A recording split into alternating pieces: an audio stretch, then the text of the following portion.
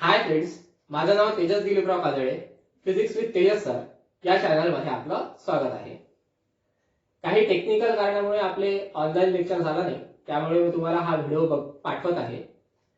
त्यावरून तुम्ही Stokes law आणि टर्मिनल व्हेलॉसिटी या दोघांचा अभ्यास करण्याचा प्रयत्न करायचा. काही अडचण आली तर मला कॉल करायचा. ओके, कॉल किंवा मेसेज केला तरी चालेल. का आपण स्टोक्स लॉ आणि टर्मिनल व्हेलॉसिटी असे दोन टॉपिक आज बघणार आहे. ठीक आहे, तर त्याच्यामध्ये सगळ्यात पहिले स्टोक्स लॉ मध्ये आपल्याला टर्मिनल व्हेलॉसिटीचं काम पडते. ऍक्च्युअली टर्मिनल व्हेलॉसिटी हा नंतर आपल्याला बघायचा आहे, पण त्याची जी डेफिनेशन आहे टर्मिनल व्हेलॉसिटी म्हणजे होते काय हे तुम्हाला मी सध्यापुरती सांगून देतो, कारण टर्मिनल व्हेलॉसिटीचं काम आपल्याला स्टोक्स लॉ मध्ये आहे. ठीक आहे, म्हणून मग मी टर्मिनल व्हेलॉसिटी तुम्हाला सगळ्यात पहिले सांगून देतो. आता टर्मिनल व्हेलॉसिटी म्हणजे काय, कन्सिडर करा तुमच्याकडे एक काय आहे, पाण्याचं टँक आहे ना, पाण्याचं एक मोठं टाका आहे. त्यामध्ये जर समजा तुम्ही वरून म्हणजे कन्सिडर करा, हे बघा इथे एक डायग्राम काढलेली आहे. त्या डायग्राम मध्ये पण एक पाण्याचं एक मोठं टाकं कन्सिडर केलेलं आहे मी. एक पाण्याचा एक मोठा ड्रम आहे. ओके, आता त्या ड्रम मध्ये मी एक फ्लुइड कन्सिडर केलं. आता फ्लुइड म्हणजे कन्सिडर करा वॉटर. ठीक आहे, कारण आता आपल्याकडे ड्रम असतं ना, ड्रम मध्ये आपण पाणीच ठेवत असतो, त्यामुळे तीच सिच्युएशन आपण कन्सिडर केलेली आहे. तर कन्सिडर करा, या टाक्यामध्ये मी वरून जर समजा एक बॉल सोडला. बॉल कोणता, तर स्टीलचा बॉल. ठीक आहे, स्टील बॉल असेल तो, की जो पाण्यामध्ये इझिली बुडेल, जो पाण्यामध्ये इझिली तळाला जाऊन थांबेल. ठीक आहे, असा एक बॉल कन्सिडर केला आणि तो बॉल मी काय करतो आहे, वरून सोडतोय. आता वरून सोडल्यानंतर ग्रॅव्हिटीमुळे जोपर्यंत तो पाण्यामध्ये एंटर करणार नाही तोपर्यंत त्याची व्हेलॉसिटी इन्क्रीज होत जाईल. ठीक आहे, पण एक वेळ अशी येईल की जर समजा हा बॉल वरून खाली पळत असताना त्याची व्हेलॉसिटी इन्क्रीज होऊन राहिली, म्हणजे असं कन्सिडर करा, इनिशियल स्टेजला त्याची व्हेलॉसिटी 1 असेल, थोडासा खाली आला तर त्याची व्हेलॉसिटी वाढली म्हणजे 2 असेल, पुन्हा खाली आला त्याची व्हेलॉसिटी 3 होईल. असं करता करता कन्सिडर करा, पाण्याला टच व्हायच्या आधी त्याची व्हेलॉसिटी काहीतरी मॅक्सिमम असेल आणि ती कुठेतरी 4 मीटर पर सेकंद वर आली. पण जसा तो बॉल पाण्याला टच होणार, ठीक आहे, जसा तो बॉल वरून खाली येत असताना पाण्याच्या सरफेसला टच होणार, तशी त्याची व्हेलॉसिटी एकदम कमी होऊन जाते आणि त्याची व्हेलॉसिटी कमी होऊन डिक्रीज होऊन त्याची व्हेलॉसिटी कॉन्स्टंट होऊन जाते. ओके, म्हणजे काय होऊन राहिलेलं आहे, वरून खाली पडत असताना त्याची व्हेलॉसिटी इन्क्रीज होत जाते. जसा पाण्याच्या सरफेसला तो टच होणार तशी त्याची व्हेलॉसिटी एकदम सडनली डिक्रीज होईल आणि व्हेलॉसिटी कॉन्स्टंट होऊन जाईल. आणि जेव्हा तो बुडायला सुरुवात होईल पाण्यामध्ये, त्यावेळेस त्याची व्हेलॉसिटी आपल्याला कॉन्स्टंट मिळणार आणि कॉन्स्टंट व्हेलॉसिटीने तो बुडायला सुरुवात करेल. ओके, मग जेव्हा आपल्याला कॉन्स्टंट व्हेलॉसिटी मिळणार त्या बॉलची बुडत असताना, त्या व्हेलॉसिटीला म्हटलं जाते टर्मिनल व्हेलॉसिटी. म्हणजे टर्मिनल व्हेलॉसिटी म्हणजे काय होईल, टर्मिनल व्हेलॉसिटी म्हणजेच कॉन्स्टंट व्हेलॉसिटी ऑफ बॉल. जी काही कॉन्स्टंट व्हेलॉसिटी मिळणार आपल्याला बॉलची त्या पाण्यामध्ये, तेव्हा त्याला काय म्हटलं जाते, टर्मिनल व्हेलॉसिटी असं म्हटलं जाते. एवढा मोठा तामझाम लक्षात नाही ठेवला तरी चालेल, फक्त एवढं लक्षात ठेवायचं की पाण्यामध्ये जी बॉलची व्हेलॉसिटी असेल ती व्हेलॉसिटी आपल्याला कॉन्स्टंट असेल तर मग त्याला काय म्हटलं जाते, टर्मिनल व्हेलॉसिटी असं म्हटलं जाते. ओके, त्याच्यानंतर आता पाण्यामध्ये बुडत असताना त्या पाण्याची काहीतरी व्हिस्कोसिटी असेल, बरोबर आहे. व्हिस्कोसिटीची आपण पूर्ण काय म्हणतात त्याला एक्सप्लेनेशन आपण बघितलं. व्हिस्कोसिटी बद्दल आपण भरपूर डिस्कशन केलेलं आहे. ओके, तर पाणी जर समजा असेल तर त्याची काही ना काहीतरी व्हिस्कोसिटी असेल आणि व्हिस्कोसिटी असेल तर त्या पाण्याला काहीतरी व्हिस्कस फोर्स सुद्धा असेल. तर आता आपल्याला पाहायचं आहे स्टोक्स लॉ. ठीक आहे, तर स्टोक्स लॉ काय म्हणतो बघा, या पाण्याची जी काही व्हिस्कोसिटी असेल, व्हिस्कोसिटी म्हणजेच त्याला आपण म्हणतो व्हिस्कस फोर्स. म्हणजे व्हिस्कोसिटी जर असेल तर तिथे काहीतरी व्हिस्कस फोर्स असेल, तर तो जो व्हिस्कस फोर्स आहे हा विस्कस फोर्स डायरेक्टली प्रपोर्शनल असेल कोएफिशियंट ऑफ विस्कोसिटीला. कोएफिशियंट ऑफ विस्कोसिटी म्हणजे ज्या पाण्याची जी विस्कोसिटी आहे, कोएफिशियंट ऑफ विस्कोसिटी, त्याला डायरेक्टली प्रपोर्शनल असेल. म्हणजे आपण की मी लिहत असताना असे लिहू शकतो की बा viscous force is directly proportional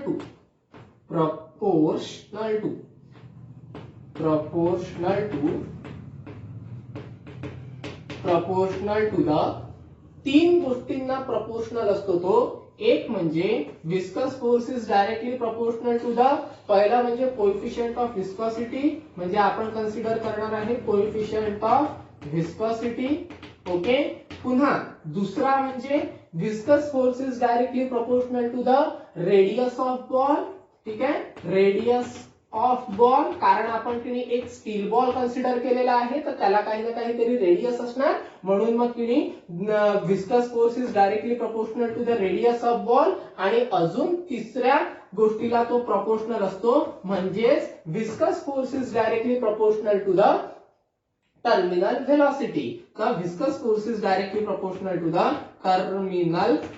terminal velocity. Okay. म्हणजे अशा तीन गोष्टींना तो विस्कस फोर्स हा डायरेक्टली प्रोपोर्शनल असतो. ठीक आहे. ते याच्यावरून आपल्याला काय लक्षात येते बघा, विस्कस फोर्स म्हणजे सरळ सरळ आपण काय म्हणणार F. ओके. हा directly proportional to coefficient of viscosity. Coefficient of viscosity म्हणजे इटा. ओके. म्हणजे जेवढा जास्त फोर्स तेवढी जास्त कोएफिशियंट ऑफ विस्कोसिटी असेल, किंवा तुम्ही असे म्हणू शकता जेवढी जास्त कोएफिशियंट ऑफ विस्कोसिटी तेवढा जास्त आपल्याला फोर्स लागेल. ठीक आहे. त्याच्यानंतर force is directly proportional to the radius of ball, म्हणजे रेडियस ऑफ बॉल म्हणजे कन्सिडर करायचं आपण R. ओके. म्हणजे आता इथे काय होणार बघा, जेवढी जास्त रेडियस म्हणजे जेवढा मोठा बॉल तेवढा आपल्याला फोर्स काय लागेल, जास्त लागेल. आणि ऑब्वियस आहे, जर समजा आपण छोटासा दगड घेतला तर फोर्स कमी लागेल, मोठा बॉल जर घेतला तर काय म्हणतात त्याला फोर्स जास्त लागेल, है ना. इझिली गोष्ट आहे ती. त्याच्यानंतर तिसरं, force is directly proportional to the terminal velocity. Terminal velocity बद्दल आपण डिस्कशन केलेलं सुरुवातीलाच, है ना. जेव्हा बॉल हा पाण्यामध्ये एंटर होणार तेव्हा त्याची वेलोसिटी सरळ सरळ कॉन्स्टंट, त्याला टर्मिनल वेलोसिटी असं म्हटलं जाते. तर टर्मिनल वेलोसिटीला आपण काय राहील, viscous force directly proportional to, म्हणजे सरळ सरळ आपण असं म्हणू शकतो जेवढी जास्त टर्मिनल वेलोसिटी तेवढा जास्त आपल्याला काय मिळणार आहे, फोर्स मिळणार आहे. फोर्स पण कोणता, विस्कस फोर्स. तर हा आहे आपला स्टोक्स लॉ. पण याच्यावरून आपल्याला एक मॅथमॅटिकल एक्सप्रेशन मिळते, आणि ते मॅथमॅटिकल एक्सप्रेशन म्हणजे असं, फोर्स फोर्स फोर्स म्हणजे फक्त त्याला एक फोर्स कन्सिडर करायचं, डायरेक्टली म्हणजे एक डायरेक्टली प्रोपोर्शनल कन्सिडर करायचं, आणि ह्या ज्या तीन फॅक्टर आहे या तीन फॅक्टरची मल्टिप्लिकेशन करून घ्यायची. म्हणजे force is directly proportional to the eta, त्याच्यानंतर इंटू रेडियस इंटू वेलोसिटी. याला काय म्हटलं जाते, स्टोक्स लॉ असं म्हटलं जाते, किंवा याला म्हटलं जाते रिलेशन ऑफ स्टोक्स लॉ. ठीक आहे. म्हणजे viscous force is directly proportional to the coefficient of viscosity, radius and velocity of the body. त्याला वेलोसिटी नाही म्हणायची नुसतं, त्याला काय म्हणायचं, टर्मिनल वेलोसिटी म्हणायचं. मग आता याच्यावरून आपल्या एक गोष्ट लक्षात येते, तुमच्या एक गोष्ट लक्षात आलीच असेल बघा, फोर्स हा ऍज इट इज ठेवणार आपण, डायरेक्टली प्रोपोर्शनल साइन हे इक्वल टू च्या साइनने रिप्लेस करायचं, तिथे एखादा कॉन्स्टंट येणार. आता कॉन्स्टंट कोणता, तर कॉन्स्टंट म्हणजे कोणता राहील इथे बघा, डायरेक्टली प्रोपोर्शनल इक्वल टू च्या साइनने रिप्लेस केलं एक कॉन्स्टंट, तर कॉन्स्टंट कन्सिडर करायचा के. त्या केला म्हणत असतो आपण प्रोपोर्शनॅलिटी कॉन्स्टंट. काय म्हणायचं त्याला, प्रोपोर्शनॅलिटी कॉन्स्टंट. त्याच्यानंतर इटा आर व्ही हे काय ठेवायचे, ऍज इट इज. झालं. आता के ची जी व्हॅल्यू आहे, के हा काय आहे, एक प्रकारचा कॉन्स्टंट, तर त्याची एक पर्टिक्युलर काहीतरी व्हॅल्यू असेल. तर के ची व्हॅल्यू आपल्याला मिळत असते 6 पाय. ओके. 6 पण कॉन्स्टंट आहे, पाय म्हणजे 3.14 तो पण कॉन्स्टंट आहे, म्हणून केला आपण इन जनरल काय म्हणत असतो, कॉन्स्टंट. म्हणजेच आपल्याला इक्वेशन काय मिळणार, फोर्स इज इक्वल टू के च्या जागेवर 6 पाय ठेवा, म्हणजे आपल्याला इक्वेशन मिळणार आहे 6 पाय इटा आर व्ही. तर हे मिळणार आपल्याला रिलेशन, कोणाचं रिलेशन, स्टोक्स लॉचं. ओके, तर हे आहे मॅथमॅटिकल एक्सप्रेशन कोणाचं, स्टोक्स लॉचं, म्हणजे F is equal to 6 pi इटा RV. ओके, तर हे तर आपण स्टेटमेंट वरून फाइंड आउट केलेलं इक्वेशन आहे, पण आपल्याला की नाही त्याचं डेरिव्हेशन फाइंड आउट करायचं आहे, डेरिव्हेशन डेव्हलप करायचं आहे. तर डेरिव्हेशन डेव्हलप करण्यासाठी आपल्याला इथे डायमेन्शनची आवश्यकता लागेल, म्हणजे जे काही डेरिव्हेशन आपण सॉल्व्ह करणार आहे त्यासाठी आपण डायमेन्शनची मदत घेणार आहे. ओके, त्याच्यासाठी आपण एक काम करू, याचं आपल्याला काहीच काम नाही, फक्त हे इक्वेशन आपण कन्सिडर करणार आहे. ठीक आहे, बाकीचं मी काय करतो, रफ करतो. बघा आता मी डेरिव्हेशन घेतो आहे. ठीक आहे, derivation for Stokes law. Okay, derivation for Stokes law. पण लक्षात ठेवायचं डेरिव्हेशन जे आहे ते आपल्याला की नाही कशा पद्धतीने सॉल्व्ह करायचं आहे, तर डायमेन्शनली सॉल्व्ह करायचं आहे. आता कसं करायचं बघा, कन्सिडर करा हे इक्वेशन. तर माझ्याकडे इक्वेशन आहे, ते इक्वेशन डायरेक्ट घेतलं तरी चालेल, किंवा मग असं कन्सिडर करा, F is directly proportional to eta RV. Okay, त्याच्यानंतर पुन्हा आपण तेच करत असतो, force directly proportional equal to च्या साइनने रिप्लेस करतो, तेव्हा एक कॉन्स्टंट येतो, कॉन्स्टंट म्हणजे एक के राहील, म्हणजे F is equal to K into eta RV. ठीक आहे, तर याला म्हणा इक्वेशन नंबर 1. आता आपल्याला डायमेन्शन्स लागतील, त्याच्यासाठी डायमेन्शन कन्सिडर करण्याआधी सगळ्यात पहिले त्याची पॉवर कन्सिडर करायची. ठीक आहे, तर बघा फोर्सला ऍज इट इज ठेवायचं. ठीक आहे, फोर्सला ऍज इट इज ठेवायचं, याचं डायमेन्शन लागणार आहे. के म्हणजे कॉन्स्टंट आहे, कॉन्स्टंटला युनिट नसते म्हणून डायमेन्शन नसते, त्याच्यामुळे याच्याशी काहीच घेणं देणं नाही, याला तसंच राहू द्या. इटा म्हणजे कोएफिशियंट ऑफ विस्कोसिटी, त्याला डायमेन्शन्स असतात. ओके, म्हणून इटाला किती डायमेन्शन्स राहणार आहे, म्हणून इटा. ओके, त्याच्या raise to the power A consider करायचा, कारण मी तुम्हाला सुरुवातीलाच बोललो डायमेन्शन्स घ्यायच्या आधी आपल्याला काय घ्यावं लागणार आहे, त्याच्यावरती पॉवर कन्सिडर करावं लागणार आहे, म्हणजे eta raise to the power A, त्याच्यानंतर R raise to the power B आणि V raise to the power C. ठीक आहे, संपला विषय. एक काम करा, याला व्यवस्थित आता काय करायचं, अरेंज करायचं. कशाने अरेंज करायचं, डायमेन्शननी. ठीक आहे, तर आता प्रत्येकाचे डायमेन्शन्स कन्सिडर करायचे. आता फोर्सचे डायमेन्शन, मी आता डायमेन्शन कसे असतात काय असतात हे सांगत बसत नाही, आपण फोर्सचे डायमेन्शन भरपूर दिवसापासून घेतो आहे, तुमच्या लक्षात असेल, किंवा काय म्हणतात त्याला, तुम्हाला माहित पण असेल. जर नसेल माहित तर पर्सनली मेसेज करायचा, मी तुम्हाला सांगून देईल. ओके, तर फोर्सचे डायमेन्शन्स काय मिळतात आपल्याला, सरळ सरळ M1 L1 T-2. ओके, हे M1 L1 T-2 मागे पुढे झाले तरी चालते, म्हणजे L1 पहिले M1 नंतर. ठीक आहे, तर इंटरचेंज झाले तरी चालते. ओके, त्याच्याशी काही घेणं देणं नाही आपल्याला, फक्त डायमेन्शन्स महत्वाचे. M1 L1 T-2 हे फोर्सचे डायमेन्शन आहे. ओके, त्याच्यानंतर केला डायमेन्शन्स नसतात, त्याला ऍज इट इज राहू द्या इटा. आता इटाचे डायमेन्शन्स आपल्याला माहिती आहे, इटाचे डायमेन्शन्स काय होते, तर इटाचे डायमेन्शन्स मिळत होते आपल्याला M1 L1 T-1. ठीक आहे, तर हे डायमेन्शन्स होते कशाचे, इटाचे. त्याच्यानंतर आता R चे डायमेन्शन्स, आता R चे डायमेन्शन्स कसे मिळणार, R म्हणजे काय होते, रेडियस. बरोबर आहे, R म्हणजे काय मिळणार आपल्याला, तर रेडियस मिळणार आहे.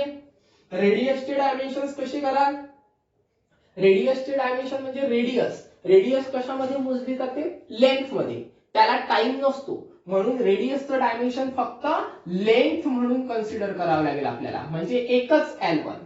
ठीक आहे, त्याच्यानंतर V म्हणजे व्हेलॉसिटीची डायमेन्शन कशावरून निघतील, मीटर पर सेकंड वरून.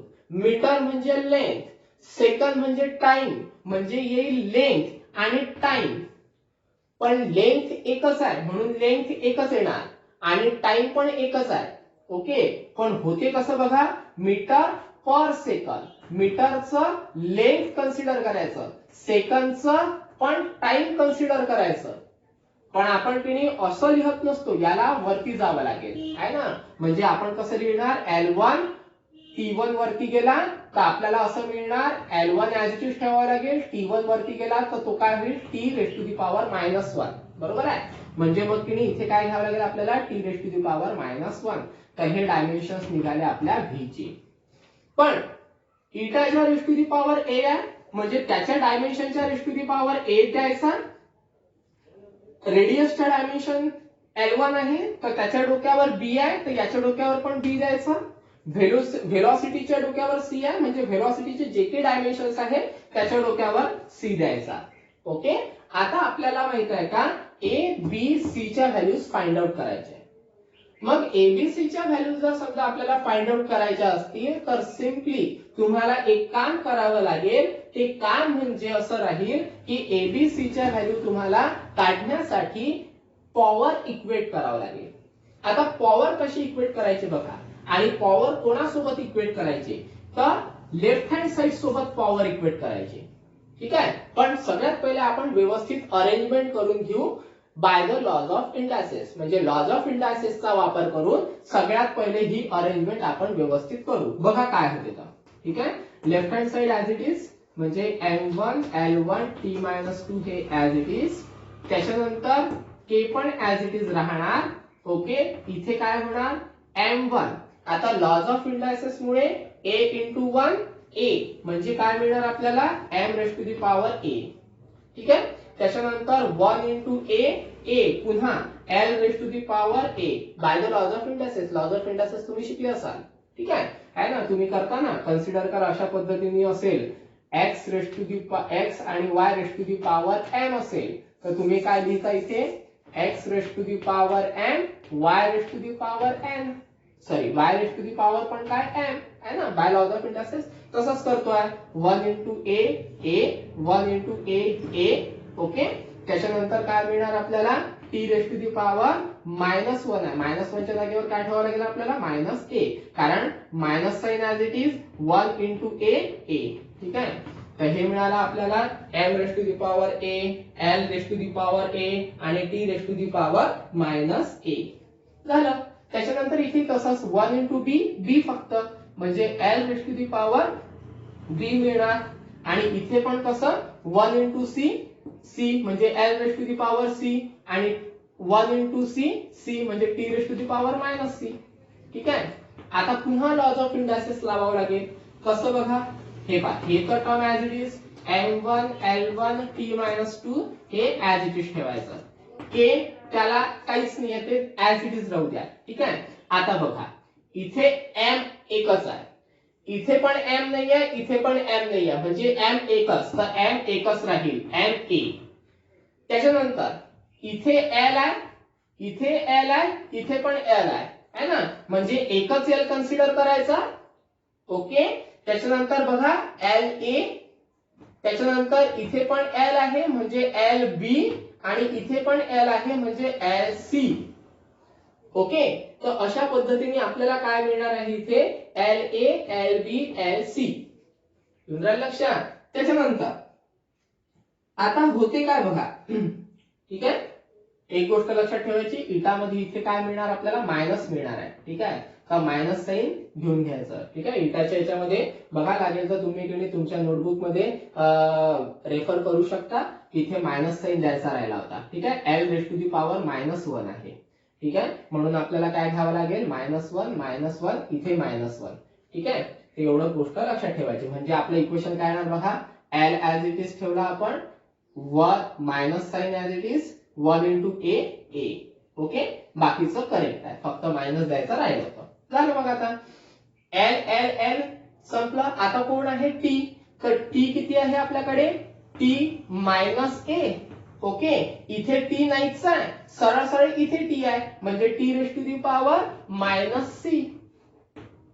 येऊन राहिलं लक्षात. चला आता लॉज ऑफ इंडायसेस नी काय होते बघा, K as it is, M raised to the power A as it is. आता लॉज ऑफ इंडायसेस मुळे आपल्याला की नाही, जर समजा बेस सारखा असेल आहे ना, तर बेस कन्सिडर करायचा फक्त एकच आणि वरच्याची काय करावं लागेल आपल्याला ऍडिशन, म्हणजे -A +B आणि +C. ठीक आहे, त्याच्यानंतर पुन्हा इथे तसंच बेस सारखा आहे तर बेस एकच ठेवायचा. ठीक आहे, वरच्याची पुन्हा ऍडिशन म्हणजे इथे -A आहे आणि इथे -C आहे. ठीक आहे, तर हे मिळाले आपल्याला डायमेन्शन्स. आणि लेफ्ट हँड साइड पुन्हा ऍज इट इज म्हणजे M1 L1 टी मायनस 2. तर हे आपण ऍज इट इज ठेवणार. ठीक आहे. आता आपल्याला या डायग्रामची आवश्यकता आहे टर्मिनल व्हेलॉसिटी मध्ये, म्हणून मी डायग्राम ती काही मोडत नाही. ठीक आहे. याला सिम्पलिटीने इथे इथून चालू करतो. तुम्ही स्क्रीनशॉट काढून ते नोट डाऊन करून घ्यायचं. तशी नोट्स पाठवतोच मी, पण तरी पण एकदा. ओके. पहा आता जसं मी तुम्हाला बोललो होतो सुरुवातीला की आता आपल्याला पॉवर इक्वेट करायची आहे. पॉवर कशी इक्वेट करायची बघा. हे पहा, इथे एम आहे, इथे एम आहे. ठीक आहे. तर आपल्याला एम एम इक्वेट नाही करायचं, आपल्याला त्याची पॉवर इक्वेट करायची आहे. म्हणजे एम चा पॉवर 1, तर चलो लिखो 1. ठीक आहे. त्याच्यानंतर इक्वल टू इकडचा एम चा पॉवर ए, म्हणजे एम चा पॉवर ए. ठीक आहे. म्हणजे ए ची व्हॅल्यू आपल्याला डायरेक्ट मिळाली. ए ची व्हॅल्यू काय मिळाली आपल्याला, सरळ सरळ ए इज इक्वल टू 1. ठीक आहे. तर ही मिळाली आपल्याला ए ची व्हॅल्यू. त्याच्यानंतर पुन्हा आता एम चं काम झालं, एल पकडा. ठीक आहे. एल. ठीक आहे. इकडे एल आहे, इकडे एल आहे. ठीक आहे. एल च्या डोक्यावर किती आहे, 1 आहे. तर चलो लिखो 1. ठीक आहे. त्याच्यानंतर इक्वल टू, त्याच्यानंतर घ्यायचं इक्वल टू के चा काहीच फरक पडत नाही, सरळ एल वर यायचं आणि एल च्या रेज टू दी पॉवर बघा काय आहे. एल च्या रेज टू दी पॉवर आहे -a plus B plus C, म्हणजेच -a plus B plus C. फक्त आपण काय करतोय, पॉवर इक्वेट करत आहे. म्हणजे 1 is equal to -a plus B plus C. ठीक आहे. आता कोण उरलं, याला असंच राहू द्या कारण हे सॉल्व्ह होत नाही सध्यापुरती. ठीक आहे. लागेल त्याला गेली नंतर आपण सॉल्व्ह करू. आता कोण उरलं, टी. आता टी कन्सिडर करा. ठीक आहे. टी ला आपल्याला इक्वेट करायचं नाही, त्याच्या पॉवरला इक्वेट करायचं. पॉवर बघा, पॉवर किती आहे, -2. चलो लिखो -2 लिखो. ठीक आहे. त्याच्यानंतर इक्वल टू च साइन, इक्वल टू च साइन यायचं टी वर. ठीक आहे. टी वर टी च्या रेज टू दी पॉवर किती आहे, -a मायनस सी. तर काय मिळणार आपल्याला, -a मायनस सी. ठीक आहे. तर एक काम करा, मायनस थ्रू आउट कॅन्सल होऊन जाईल. म्हणजे मायनस कॅन्सल झाला, मायनस कॅन्सल झाला, मायनस कॅन्सल झाला. ओके. म्हणजे सरळ सरळ काय मिळणार आपल्याला, 2 is equal to a plus b. ठीक आहे. त्याच्यानंतर आता होते काय, याला व्यवस्थित अरेंज करा. a plus B is equal to 2. a ची व्हॅल्यू आहे आपल्याकडे, a ची व्हॅल्यू याच्यामध्ये पुटअप करा, म्हणजे a च्या जागेवर 1 येणार. बघा काय होते, तर हे पहा, a ची व्हॅल्यू आहे 1, म्हणजे या a च्या जागेवर ठेवायचा 1, म्हणजे 1 plus b is equal to 2. ठीक आहे. त्याच्यानंतर सिम्पली एक काम करायचं, आता 1 plus B is equal to 2, म्हणजे हा b ऍज इट इज ठेवायचा कारण आपल्याला b ची व्हॅल्यू पाहिजे आहे. म्हणजे b ऍज इट इज ठेवला. ओके. त्याच्यानंतर 1 इकडे प्लस आहे, इकडे गेल्यानंतर काय होईल, तो मायनस, म्हणजे -1. बरोबर आहे. इकडे प्लस आहे, इकडे गेल्यानंतर झाला मायनस, आणि हा 2 ऍज इट इज. आता हे ते कॅल्क्युलेशन येतच असेल, दोनातून एक गेला, एक राहिला, म्हणजे सरळ सरळ आपल्याला बी ची व्हॅल्यू काय मिळणार, पुन्हा 1. ठीक आहे.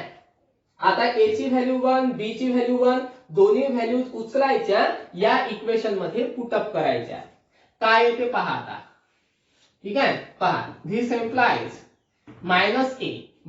-a ची व्हॅल्यू किती आहे, 1, तर -1. एक काम करतो, 1 ऍज इट इज ठेवतो, इक्वल टू च साइन देतो. ठीक आहे. मायनस ऍज इट इज ठेवावं लागेल. a ची व्हॅल्यू किती आपल्याकडे, 1, म्हणून मग a च्या जागेवर किती ठेवावं लागेल, 1, तर 1 ठेवला. ठीक आहे. त्याच्यानंतर प्लस b. आता b ची व्हॅल्यू किती आहे बघा, b ची व्हॅल्यू पण किती आहे, 1 आहे, म्हणजे b च्या जागेवर पण काय ठेवावं लागेल आपल्याला, 1 ठेवावं लागेल. ठीक आहे. त्याच्यानंतर c इज इक्वल टू किती आहे बघा, c ची व्हॅल्यू काढायची आहे, म्हणजे plus c as it is ठेवायचा. संपला विषय. +1 -1 गेट कॅन्सल, म्हणजे इझिली आपल्याला काय मिळते बघा, 1 as it is equal to चा sine as it is, c as it is. म्हणजे सरळ सरळ c ची व्हॅल्यू पण किती आली, 1 आली. म्हणजे a ची व्हॅल्यू 1, b ची व्हॅल्यू 1 आणि c ची व्हॅल्यू सुद्धा 1. ठीक आहे. मग आता एक काम करा. ठीक आहे. याचा स्क्रीनशॉट काढा कारण मला हे रफ करायचं आहे. पहा आता एबीसी च्या ज्या व्हॅल्यूज आहेत, त्या एबीसी च्या व्हॅल्यू या इक्वेशन मध्ये पुटअप करा. लागेल त्याला इक्वेशन आपण नंबर 2 देऊन देऊ. म्हणजे put the value of A, बी आणि सी इन इक्वेशन 2. काय येते पहा आन्सर. लागेल तर लिहिताना असं लिहू आपण, put the value of A, B and C in equation 2. म्हणजे काय मिळणार आपल्याला बघा, फोर्स ऍज इट इज, ठीक आहे. त्याच्यानंतर k as it is, n raise to the power a, a म्हणजे काय 1, म्हणजे n raise to the power 1, 1 चा फरक पडत नाही म्हणजे त्याला गायब करा. त्याच्यानंतर r raise to the power b, b म्हणजेच काय आहे 1, 1 चा तसाही फरक पडत नाही त्याच्यामुळे नाही लिहिला तरी चालेल. तसंच V raised to the power C, C म्हणजेच काय आहे 1, तर त्याचाही फरक पडत नाही, ठीक आहे. म्हणजे त्याच्या डोक्यावर नाही लिहिलं तरी चालते. म्हणजे सिंपली आपल्याला काय मिळते, एफ इज इक्वल टू, आणि के ची व्हॅल्यू तर मी सुरुवातीलाच सांगितलेली आहे, के ची व्हॅल्यू किती होती आपली 6 पाय, म्हणजेच की के च्या जागेवर ठेवायचं 6 पाय आणि इटा आर व्ही हे ऍज इट इज. म्हणजेच आपल्याला की इक्वेशन मिळालं F is equal to 6 pi eta R V. आणि हेच आपलं काय आहे, स्टोक्स लॉचं रिलेशन आहे. यालाच काय म्हटलं जाते, relation for a Stokes law. ठीक आहे. तर हे झालं आपलं इक्वेशन. ठीक आहे, समजलं असेल तर काही प्रॉब्लेम नाही. पण जर समजा अभ्यास करता करता काही अडचण आली तर फोन किंवा मेसेजद्वारे तुम्ही मला विचारू शकता. ठीक आहे. आता थोडंसं टर्मिनल व्हेलॉसिटी पाहून घेऊ. व्हिडिओ थोडासा लॉंग बनेल, थोडासा मोठा बनेल, पण युनिट आपला संपून जाईल इथे. ठीक आहे. पाहू आता काय होतं. त्याच्यानंतर टर्मिनल व्हेलॉसिटी पाहू. आता टर्मिनल व्हेलॉसिटी बद्दल तर तुम्हाला सांगितलेलं आहे मी. टर्मिनल व्हेलॉसिटीची डेफिनेशन म्हणजे सरळ सिंपली तुम्हाला काय लिहावं लागेल की ज्या वेळेस बॉडी पाण्यामध्ये पडते त्यावेळेस त्याची व्हेलॉसिटी कॉन्स्टंट होऊन जाते. ठीक आहे. म्हणजे कॉन्स्टंट व्हेलॉसिटी जर असेल तर त्यालाच आपण काय म्हणत असतो, टर्मिनल व्हेलॉसिटी असं म्हणत असतो. पण आता ती जी व्हेलॉसिटी आहे ती कॉन्स्टंट होते का बरं? ओके. त्याच्यानंतर त्या व्हेलॉसिटीवर असे कोणते फोर्सेस अप्लाय होतात की ज्यामुळे त्याची व्हेलॉसिटी सडनली डिक्रीज होते आणि कॉन्स्टंट होते. आणि कॉन्स्टंट झाल्यानंतर ती खाली कशी काय जाते? ओके. तर हे प्रश्न आपल्या समोर येतात. तर त्याच्यातला की आपण एक एक गोष्ट काय करू, क्लिअर करू. आता एक गोष्ट तर क्लिअर आहे की जर समजा मी पाण्यामध्ये बॉडी सोडली तर ती बॉडी किणी एकदम स्लोली हळूहळू हळूहळू कॉन्स्टंट व्हेलॉसिटीने खाली चाललेली आहे. आता खाली का बरं जात आहे? कारण ग्रॅव्हिटी त्याला ओढत आहे. बरोबर आहे. ग्रॅव्हिटी का बरं ओढत आहे? कारण त्याला काहीतरी पर्टिक्युलर वेट आहे. म्हणून वेटमुळे ही बॉडी खाली येत आहे आणि वेट हे डाऊनवर्ड डायरेक्शननी असते. म्हणून मग मी काय केलं, वेट हे डाऊनवर्ड डायरेक्शनने दाखवलं. म्हणजे एक गोष्ट तर क्लिअर झाली का वेट असल्या कारणाने ती बॉडी खाली चालली. मग अजून एक गोष्ट आपल्या लक्षात नाही येऊन राहिलेली आहे. म्हणजे अजून एक प्रश्न आपल्या समोर आहे की जर समजा बॉडी पाण्यामध्ये यायच्या आधी त्याची व्हेलॉसिटी इन्क्रीज होत आहे, मग पाण्यामध्ये आल्यानंतर का बरं कॉन्स्टंट झाली आणि का बरं त्याची व्हेलॉसिटी कमी झाली? ठीक आहे. तर मग असं का बरं होत आहे? याचा अर्थ असा आहे की याच्यावर दोन फोर्स हे अपवर्ड डायरेक्शननी लागत आहे. ठीक आहे. ज्या वेळेस किणी एअर मध्ये बॉडी खाली पडते तेव्हा त्याच्यावर किणी कुठल्याच प्रकारचे फोर्स अप्लाय होत नाही, म्हणून त्याची व्हेलॉसिटी इन्क्रीज होत असते. पण जेव्हा पाण्यामध्ये बॉडी खाली जाते त्यावेळेस त्याच्यावर दोन प्रकारचे फोर्सेस अप्लाय होत असतात आणि ते अपवर्ड डायरेक्शनने. एक फोर्स अप्लाय होतो ज्याला म्हणतो आपण व्हिस्कस फोर्स. व्हिस्कस फोर्स बद्दल आपण डिस्कस केलेला आहे. कारण त्याला काही ना काहीतरी व्हिस्कॉसिटी असते, म्हणून व्हिस्कॉसिटी असते म्हणून तिथे काहीतरी एक व्हिस्कस फोर्स तयार होतो. तर एक व्हिस्कस फोर्स अप्लाय होत असेल की जो अपोजिट डायरेक्शननी अप्लाय होत असेल. अपोजिट डायरेक्शननी म्हणजे ज्या डायरेक्शननी बॉडी खाली येते त्याच्या अपोजिट डायरेक्शननी अप्लाय होत असेल. ठीक आहे. त्याच्यानंतर एक अपथ्रस्ट. आता तुम्ही म्हणाल सर अपथ्रस्ट म्हणजे काय? तर अपथ्रस्ट म्हणजे बघा, कन्सिडर करायचा इथे तर आपण प्लॅस्टिकचा स्टीलचा बॉल घेतलेला आहे, पण अपथ्रस्ट समजण्यासाठी मी तुम्हाला एक एक्सपेरिमेंट सांगतो. एक काय करायचा, प्लॅस्टिकचा बॉल घ्यायचा किंवा प्लॅस्टिकची कुठली पण बॉडी घेतली तर चालेल. ती काय करायची, पाण्यामध्ये टाकायची. पाण्यामध्ये प्लास्टिक तरंगते आहे ना, त्याच्यानंतर त्याला काय करायचं, त्या पाण्यामध्ये हात टाकून त्याला किती असं पाण्याच्या आतमध्ये दाबायची आणि सडनली पाण्याच्या आतमध्ये दाबायची, सडनली हात काढून घ्यायचा. ती बॉडी किणी एकदम वरती येऊन जाते, सडनली वरती येऊन जाते. जसा तुम्ही हात काढाल तशी ती बॉडी किणी एकदम सडनली वरती येते. मग का बरं वरती येते, त्याच्यावर काहीतरी फोर्स अप्लाय होत असेल तर त्याच फोर्सला म्हटलं जाते अपथ्रस्ट. तिथे अपथ्रस्ट फोर्स तयार होतो आणि त्यालाच तिने दुसऱ्या लँग्वेज मध्ये म्हटलं जाते बियॉन्ड फोर्स. ओके, एक अपथ्रस्ट म्हटलं तरी चालेल किंवा मग बियॉन्ड फोर्स म्हटलं तरी चालेल. ठीक आहे, पण आपण इथे काय म्हटलं, अपथ्रस्ट. तो पण तिने वरच्या दिशेनेच लागत असतो. ठीक आहे, मग आता तिने एक एक आपण डिस्कस करू. सगळ्यात पहिले घ्यायचा आपल्याला व्हिस्कस फोर्स. व्हिस्कस फोर्सची व्हॅल्यू तुम्हाला माहित आहे. ठीक आहे, व्हिस्कस फोर्स असे 3 फोर्सेस अप्लाय होऊन राहिलेले आहेत त्या बॉडीवर. तर एक व्हिस्कस फोर्स म्हणजे F आणि त्याची व्हॅल्यू आपण आत्ताच काढली स्टोक्स लॉच्या अनुसार. काय होती ती व्हॅल्यू, 6 पाय eta RV.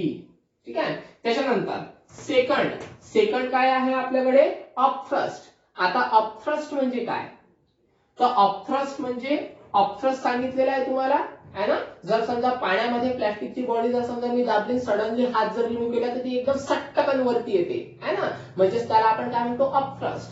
पण अपथ्रस्टचा फॉर्म्युला तुमच्या लक्षात असायला पाहिजे. ठीक आहे, तर अपथ्रस्ट. ठीक आहे, तर अपथ्रस्टचा फॉर्म्युला त्याला आपण कशाने डिनोट करत असतो, यू ने डिनोट करत असतो. आणि त्याचा जो फॉर्म्युला आहे तो फॉर्म्युला असतो रो व्ही जी. रो म्हणजे डेन्सिटी. पण ती जी डेन्सिटी राहील ती डेन्सिटी कोणाची राहील, तर आपल्या फ्लुइडची डेन्सिटी राहील. तर त्याला मी रो कन्सिडर करत नाही, मी त्याला सिग्मा कन्सिडर करतो. ओके, सिग्मा म्हणजे डेन्सिटी ऑफ फ्लुइड. मग आता चलो ठीक आहे, density as it is. V म्हणजे व्हॉल्यूम. कोणाचं व्हॉल्यूम, तर व्हॉल्यूम राहील या बॉलचं. ओके, आता बॉल कसा असतो, स्फिअर लाईक स्ट्रक्चर असते बॉलचं. मग जर समजा स्फिअर असेल, ओके, म्हणजे बॉलचं जर समजा काय असेल, स्फिअर असेल, तर आपल्याला व्हॉल्यूम कोणाचं घ्यावं लागेल, स्फिअरचं व्हॉल्यूम घ्यावं लागेल. आणि स्फिअरचं व्हॉल्यूम काय असते रे बा, 4/3 पाय आर क्यूब आहे ना. म्हणजेच मग किती व्हॉल्यूम घ्यावं लागेल आपल्याला या बॉलचं म्हणजेच स्फिअरचं, तर ते मिळणार आपल्याला 4/3 पाय आर क्यूब. ओके, आणि जी हा ऍज इट इज, म्हणजेच अपथ्रस्टची व्हॅल्यू काय मिळणार आपल्याला, 4/3 pi R cube sigma into g. त्याच्यानंतर तिसरा म्हणजे वेट तर तुम्हाला माहित आहे ना. वेटला आपण काय म्हणत असतो, W. म्हणजे काय मिळेल आपल्याला इथे वेट म्हणजे तुम्हाला माहित आहे mg, मास इंटू ग्रॅव्हिटी. आता ग्रॅव्हिटी चलो ठीक है, ग्रॅव्हिटी तो अपने को पता है ना. तर मास किती, तर मास कशावरून फाइंड आउट करायचं, तर मास फाइंड आउट करायचं डेन्सिटी वरून. आणि इथे डेन्सिटी ही लिक्विडची नाही, इथे डेन्सिटी राहील बॉलची. तर नेहमी लक्षात ठेवायचं, नेहमी म्हणजे या इक्वेशन पुरती लक्षात ठेवायचं, बॉलची डेन्सिटी आपण रो घेणार आहे आणि फ्लुइडची डेन्सिटी आपण सिग्मा घेणार आहे. म्हणून आपण इथे घेतली सिग्मा, आता आपण घेणार आहे रो. ठीक आहे, मग आता होते काय बघा, मास जर समजा आपल्याला कॅल्क्युलेट करायचं असेल, त्याच्यासाठी सगळ्यात पहिले आपल्याला कॅल्क्युलेट करावं लागेल डेन्सिटी. तर डेन्सिटी कन्सिडर करा. इथे लागेल तर रिझल्ट देतो मी, since density is equal to काय असते, मास अपॉन व्हॉल्यूम.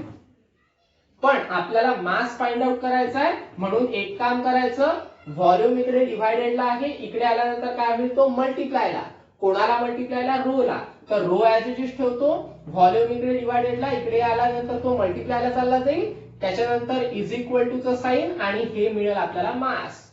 पुन्हा rho as it is, V म्हणजे व्हॉल्यूम. पुन्हा व्हॉल्यूम कोणाचं, बॉलचं व्हॉल्यूम काय घेतलं आपण, 4/3 पाय आर क्यूब. म्हणजे volume 4/3 pi R cube is equal to mass. Okay, संपलं. मासची व्हॅल्यू घ्यायची आणि इथे पुटअप करायची. काय ते पहा आता, this implies weight is equal to mass किती आहे, 4/3 pi R cube into rho. म्हणजे 4/3 pi R cube into rho. ठीक आहे. त्याच्यानंतर हे झालं मासची व्हॅल्यू आणि जी हा ऍज इट इज. ठीक आहे. तर हे मिळालं आपल्याला वेट. झालं. आता याला आता सिम्पली फक्त सॉल्व्ह करावं लागेल. आता सॉल्व्ह म्हणजे बघा कसं करायचं, एकदम इझी आहे सॉल्व्ह करणं.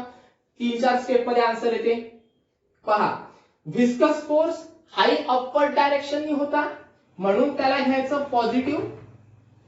अपथ्रस्ट हाई अपवर्ड डायरेक्शननी होता म्हणून त्याला पण पॉझिटिव्ह घ्यायचं.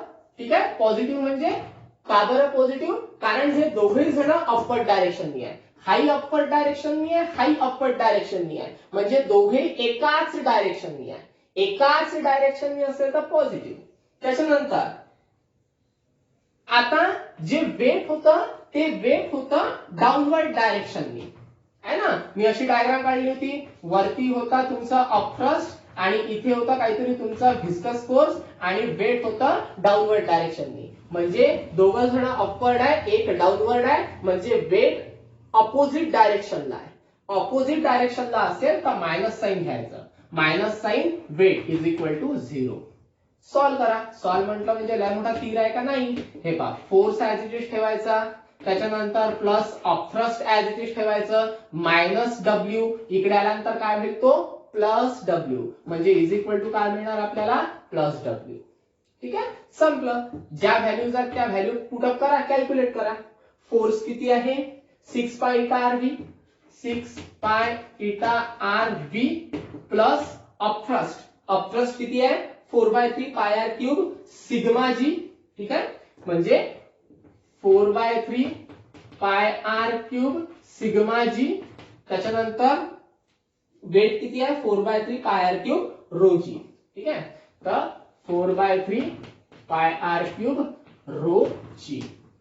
आता एक काम करा, 4/3 पाय आर क्यूब सिग्मा जी इकडे काय आहे प्लस, तिकडे गेल्यानंतर काय होईल तो मायनस. म्हणजे काय मिळते बघा आपल्याला. हे पहा, 6 pi eta R V as it is ठेवा is equal to 4/3 pi R cube row जी, हे पण ऍज इट इज ठेवा. 4/3 पाय आर क्यूब रो जी. पण हा जो 4/3 पाय आर क्यूब सिग्मा जी आहे हा इकडे प्लस आहे, इकडे आल्यानंतर काय होईल तो मायनस. म्हणजे मायनस घ्यायचं आणि ही व्हॅल्यू पुटअप करायची. 4/3 पाय आर क्यूब सिग्मा जी. ठीक आहे.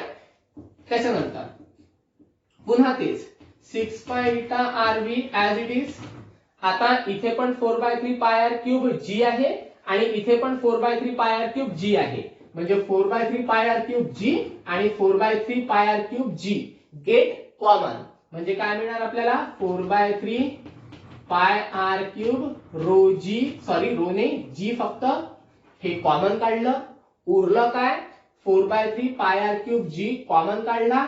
ओके. त्याच्यानंतर इथे उरलं फक्त रो, त्याच्यानंतर मायनस साइन, इकडे उरला फक्त सिग्मा. ओके. त्याच्यानंतर आपल्याला काढायची आहे टर्मिनल व्हेलॉसिटी. म्हणून मग माहित आहे का, एक काम करा, ही जी व्हेलॉसिटी आहे ही व्हेलॉसिटी तुम्ही इकडे ऍज इट इज ठेवायची. त्याच्यानंतर ही जी फॅक्टर आहे, कोणता फॅक्टर 6 पाय इटा आर, हे इकडे मल्टिप्लाय आहे, इकडे गेल्यानंतर काय मिळते डिवायडेडला. म्हणजे काय मिळणार आपल्याला बघा 4/3, हे तर ठीक आहे. त्याच्यानंतर पाय आर क्यूब जी रो मायनस सिग्मा अपॉन मध्ये. का बरं, कारण 6 पाय इटा आर व्ही इकडे मल्टिप्लाय आहे, इकडे गेल्यानंतर काय मिळते डिवायडेडला. म्हणजे divided by 6 pi eta R, sorry फक्त इटा आर, कारण व्ही काढायचा आहे आपल्याला. म्हणजे 6 पाय इटा आर इकडे मल्टिप्लाय आहे, इकडे गेल्यानंतर काय होते ते डिवायडेडला. जे कॅन्सल होते ते कॅन्सल करा. पहा काय कॅन्सल होते तर R cube get cancel, cube मधून एक आर कॅन्सल झाला म्हणजे इथे उरेल स्क्वेअर. ओके. त्याच्यानंतर पाय पाय गेट कॅन्सल. ठीक आहे. त्याच्यानंतर इथे बघा 4 1 4, 4 म्हणजे सरळ सरळ आला की दोन्ही भाग जाईल है ना. म्हणजे बे एक बे दुने 4. ओके.